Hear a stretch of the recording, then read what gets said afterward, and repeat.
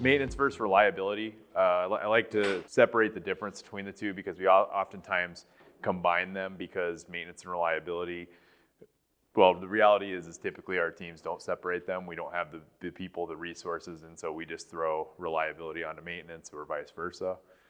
And so, but there is a difference, and it's worth mentioning the difference between the two because they actually do different jobs and they're different skill sets. So maintenance is, they're the doers. They're the ones that are actually maintaining the equipment. It's technical expertise. It's knowing how the equipment runs, how we can fix it. It's how to pull a bearing, how to pull a shaft. It's the actual work being done. So it's very skilled, and it takes a lot of work to become experienced in that.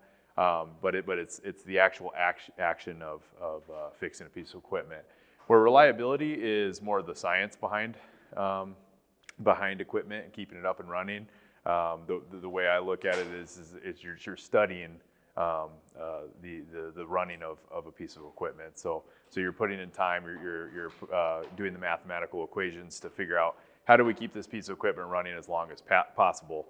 The analogy that I use is, if any of you guys follow any kind of sport, really, the last 20 years, analytics has become a bigger part of sports. So, even teams today are hiring statisticians to study the game and get more efficient. However, as good as those guys are at stats, they're not going to be the players. In basketball, you're still going to get the 6'8" behemoths to play basketball, right? Because they are more skilled at the game. They have more natural talent. They're tall. They're the doers, right? But that doesn't belittle the impact that the statistics and the analysis have. And so I see that as a pretty good analogy between maintenance and reliability. So there's a difference between the two, and want to make sure that we separate them.